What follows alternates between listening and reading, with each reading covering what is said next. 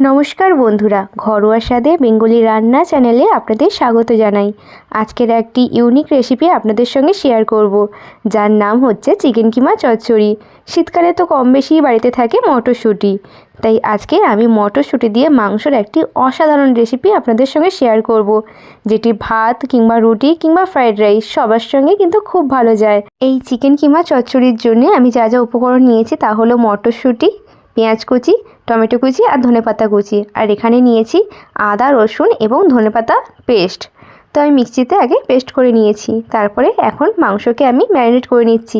প্রথমে লবণ দিলাম, তারপরে হলুদ দিলাম, তারপরে দিলাম পাতিলেবু মানে লেবুর রস দিয়ে ভালো করে কিন্তু আমি ম্যারিনেট করে নিয়েছি। আর এই চিকেনের পিসটা হবে একদম ছোট ছোট। এরপর আমি গ্যাসের উপর কড়া বসিয়ে দিয়েছি এবং এখানে আমি দুই রকমের তেল ইউজ করেছি, সাদা এবং সরিষার তেল। আপনারা চাইলে যে কোনো একটা ইউজ করতে পারেন। তার উপর দিয়ে দিলাম একটু চিনি, তারপরে দিলাম গোটা গরম মশলা, তেজপাতা, তারপরে দিলাম পেঁয়াজ কুচি দিয়ে ভালো করে নাড়িয়ে চাড়িয়ে একদম ব্রাউন ব্রাউন হয়ে গেলে কিন্তু আমি সমস্ত উপকরণ দিয়ে দেব। আসলে আমরা চিনি দিই একটু কালারের জন্যে, আপনারা চাইলে নাও দিতে পারেন। তারপরে আমি যে পেস্টটা বানিয়েছিলাম আদা, রসুন এবং ধনেপাতার পেস্ট, সেটাই এর মধ্যে দিয়ে দিচ্ছি। তারপরে দিলাম এই হলুদ গুঁড়ো এবং লঙ্কা গুঁড়োর একটু জল। এটাকে আমি বাটিতে আগে গুলিয়ে রেখেছিলাম। আপনারা পরিমাণ মতো এবং মাংস অনুযায়ী কিন্তু লঙ্কার গুঁড়ো এবং হলুদ গুঁড়োটা দেবেন। এরপর দিলাম স্বাদ অনুযায়ী লবণ, আপনারাও কিন্তু এমনটাই করবেন। তারপর আমি দিয়ে দিলাম টমেটো কুচি এবং দিয়ে দিলাম ধনেপাতা কুচি দিয়ে ভালো করে নাড়িয়ে চাড়িয়ে যতক্ষণ না এর থেকে একটু তেল ছাড়ছে ততক্ষণ কিন্তু ভালো করে নাড়তে হবে। আপনারা কিন্তু বাড়িতে অবশ্যই ট্রাই করবেন, সত্যি বলছি দারুণ খেতে হয়।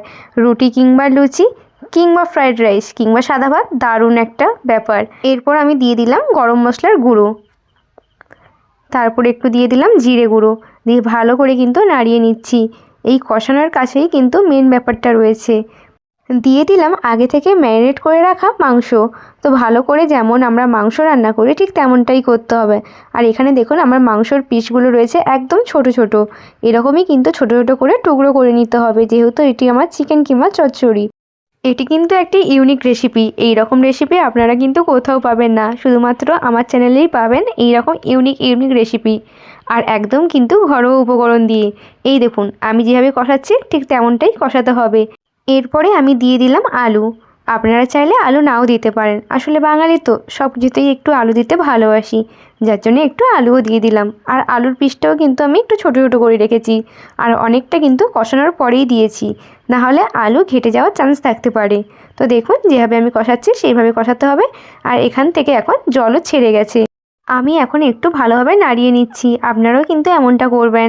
আর একদম লো টু মিডিয়াম ফ্লেমেই রাখবেন, কারণ বেশি ফ্লেমে একদমই করা উচিত নয়। তারপর আমি দিয়ে দিলাম পরিমাণ মতো জল। আমি কিন্তু অল্পই জল দিয়েছি, যেহেতু আমার অনেকটাই কষানো হয়ে গেছে তাই। তারপরে দেখুন একটু ফুটতে না ফুটতেই আমি এর মধ্যে মটরশুঁটি দিয়ে দিলাম, তারপরে দিয়ে দিলাম টমেটো কুচি আর দিয়ে দিলাম ধনেপাতা কুচি। সব কিন্তু পরিমাণ মতো এখনই দিতে হবে, তখন তো আমি কষানোর সময় দিয়েছিলাম, কিন্তু এখনও মেন ব্যাপারটা রয়েছে।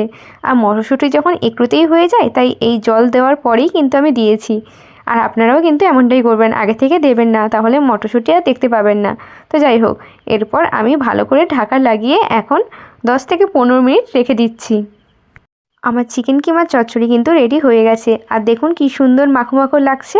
আর একদম কিন্তু জুস রাখা চলবে না, এই রকমই করতে হবে। আশা করছি আজকে ভিডিওটা আপনাদের ভালো লেগেছে। যদি ভালো লাগে বাড়িতে অবশ্যই কিন্তু চেষ্টা করবেন। এরকম নতুন নতুন ভিডিও পাওয়ার জন্য আমার চ্যানেলটিকে অবশ্যই কিন্তু লাইক এবং সাবস্ক্রাইব করে যাবেন। ধন্যবাদ।